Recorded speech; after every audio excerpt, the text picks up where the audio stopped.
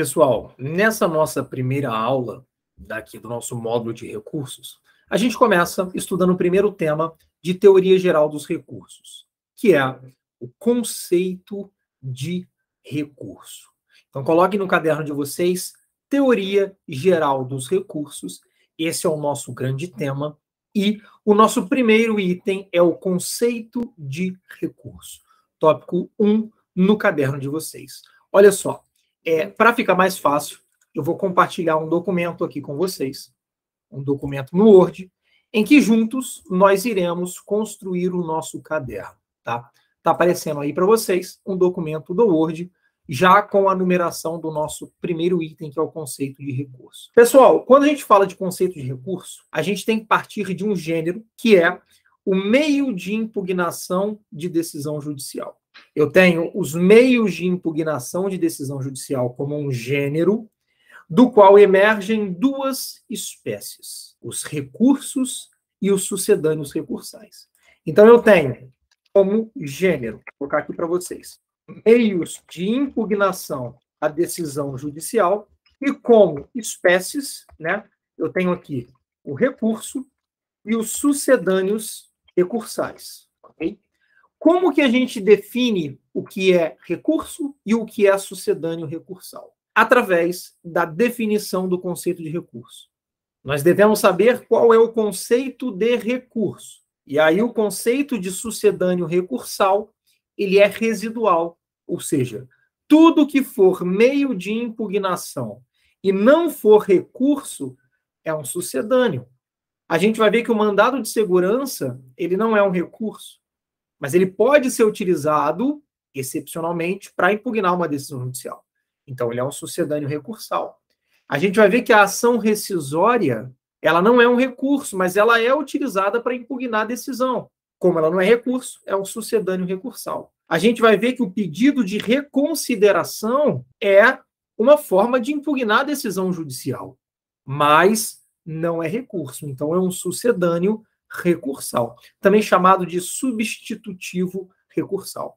Então, a gente precisa primeiro construir, é isso que a gente vai fazer aqui agora, o conceito de recurso. Barbosa Moreira vai dizer para a gente que para que o meio de impugnação seja um recurso, eu preciso contar com 5 elementos no caso concreto, que devem ser somados, tá? Vamos colocar isso no caderno? Olha, para que se tenha recurso, é preciso que 5 elementos estejam cumulativamente presentes. Primeiro, vou chamar de A. Qual que é o primeiro elemento do recurso, pessoal? A voluntariedade. Eu preciso da voluntariedade. Vale dizer, o recurso depende da vontade da parte. Aqui nós temos a aplicação do princípio dispositivo em sua integralidade, de maneira integral. O recurso, ele depende da vontade da parte. É por essa razão que a remessa necessária, por exemplo, não é recurso, porque ela vai acontecer independentemente da vontade da parte. Ora, se a voluntariedade é a escolha da parte, a vontade da parte em recorrer, e é um elemento do conceito de recurso, como que no caso concreto a parte demonstra a vontade de recorrer? A vontade de recorrer é concretizada pela simples interposição do recurso. Então, havendo a interposição do recurso, já está presente a vontade em recorrer. Se você tem a existência do meio de impugnação, independentemente de vontade, independentemente de voluntariedade, esse meio de impugnação não é um recurso. Isso é importante, tá? Esse é o primeiro elemento.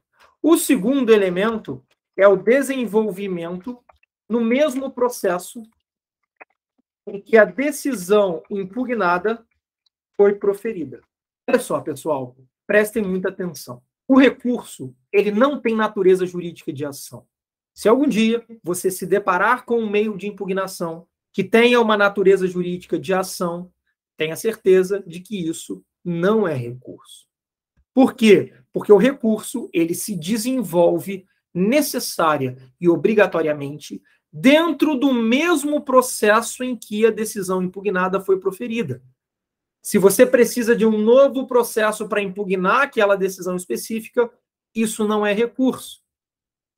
A demonstração mais clara disso é que o réu do recurso, que é chamado de recorrido, ele nunca vai ser citado para contrarrazoar.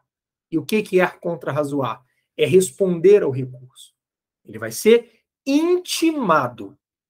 Ou seja, o recurso ele se desenvolve dentro do mesmo processo em que a decisão impugnada foi proferida.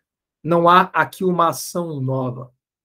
Há o segmento de uma ação que já está tramitando.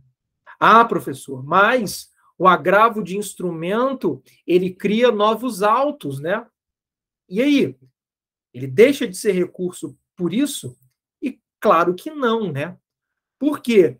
O agravo de instrumento, a gente vai aprender isso na aula própria, ele é um recurso que ele é interposto contra a decisão interlocutória, não todas, mas só algumas, e nós veremos, e ele é interposto direto na segunda instância. E aí ele cria autos separados, né? Ele cria um instrumento, como o próprio nome diz, agravo de instrumento.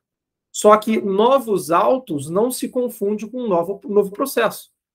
A existência de autos em separado não quer dizer a existência necessária de um novo processo.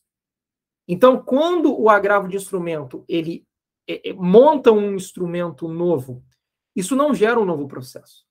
Então, o agravo de instrumento ele ocorre dentro do mesmo processo em que a decisão impugnada foi proferida. Ele é recurso, ele é uma espécie recursal, como nós veremos. Tá bom? Então, repetindo, eu preciso de voluntariedade e eu preciso que esse meio de impugnação se dê dentro do mesmo processo em que a decisão impugnada foi proferida. Terceiro elemento, previsão em lei federal como recurso, pessoal. Previsão em lei federal como recurso. Criar espécie recursal é legislar sobre processo. E nós sabemos que, nos termos do artigo 22, inciso 1º da Constituição, a competência para legislar sobre o processo é uma competência exclusiva da União. Então, só é recurso o que tiver previsto em lei federal como recurso. Vigora aqui o princípio da taxatividade. Em outras palavras, o rol legal é taxativo. O rol legal é taxativo. Não existe um único artigo que vai dizer quais são os recursos. Existem dispositivos no Código de Processo Civil e na legislação federal extravagante que vai trazer os recursos. Quando eu falo que o rol é taxativo, não é o rol do CPC, não é o rol do artigo 994. É o rol legal, tá? O rol do artigo 994, ele vai trazer para a gente as principais espécies recursais. Dê uma olhada aí, abra o seu CPC e dê uma olhada no artigo 994. Mas não é esse rol que é exauriente. Além desse rol, nós vamos encontrar vários recursos, repito, na legislação extravagante e também, às vezes, até no próprio CPC. Por exemplo, lá no Juizado Especial Cível, procedimento sumaríssimo, regido pela Lei 9.099, de 95, a gente tem um recurso inominado. Esse recurso está previsto nessa lei que eu acabei de citar, Lei 9.099, de 95. Lá na Lei de Execução Fiscal, a LEF, no seu artigo 34, a gente tem um recurso chamado embargos infringentes, né? Também é um recurso que não está no CPC, mas que está na lei. Uma observação muito interessante, pessoal, ela diz respeito aqui à possibilidade que as partes têm de celebrar negócios jurídicos processuais. O artigo 90 do CPC, ele vai autorizar que as partes celebrem negócios jurídicos processuais. E aí a pergunta relacionada a recurso é a seguinte: é possível que as partes possam realizar um acordo e, nesse acordo, criar uma nova espécie recursal? Uma nova espécie de recurso? E a resposta é não. É unânime na doutrina que esse poder de regulação não chega a esse limite, não chega tanto, né? Então, por exemplo, as partes elas podem, em acordo processual, modificar o prazo da interposição do recurso. Isso a doutrina aceita. Isso não é criar espécie de recurso, mas sim modificar a forma do exercício de um direito. E ok, agora, criar um novo recurso, as partes não podem fazer. Repetindo, então, primeiro elemento é a voluntariedade. Segundo elemento, desenvolvimento no mesmo processo em que a decisão impugnada foi proferida. Terceiro elemento, previsão em lei federal como recurso. Eu tenho que ter uma lei federal estabelecendo que aquele meio de impugnação é recurso. Tá? Quarto elemento, o meio de impugnação deve ser manejável pelas partes, pelo MP e pelo terceiro prejudicado. A gente vai ver já que esse termo prejudicado não é o melhor, mas foi a terminologia que o CPC utilizou. Então, utilizemos ele também. O meio de impugnação deve ser manejável pelas partes, pelo MP e pelo terceiro prejudicado. O recurso deve ser interposto por um desses sujeitos. Isso está lá no artigo 996. Vou colocar aqui, ó, artigo 966 do CPC. Leiam lá. A gente vai trazer, pessoal, em vários momentos, eu vou colocar o artigo aqui na tela para vocês, tá? Quando for necessário. Agora não é. Como eu falei lá na nossa aula pré-curso, né? Nas nossas considerações iniciais, assistam a aula montando o caderno de vocês e com o VAD ao lado, né? Ou com o CPC aberto aí em alguma aba do computador. Porque por várias ocasiões eu vou fazer menção ao artigo, vou explicar o que ele diz, mas eu não vou mostrar ele aqui para vocês. Então, se vocês quiserem ter essa facilidade, deixem aberto aí o CPC. E aqui, o nosso quarto elemento, né? Ele diz respeito à legitimidade ativa recursal, que é um dos pressupostos de admissibilidade dos recursos. Nós teremos uma aula sobre isso. Quem que tem legitimidade ativa para recorrer? Um desses sujeitos. Na verdade, todos eles, né? As partes, parte autora ou parte ré, o MP, o Ministério Público, e o terceiro, prejudicado. Em outras palavras, se o autor do meio de impugnação não for um desses sujeitos, o meio não é um recurso. Vai ser um sucedâneo recursal. Tá? Quinto e último elemento.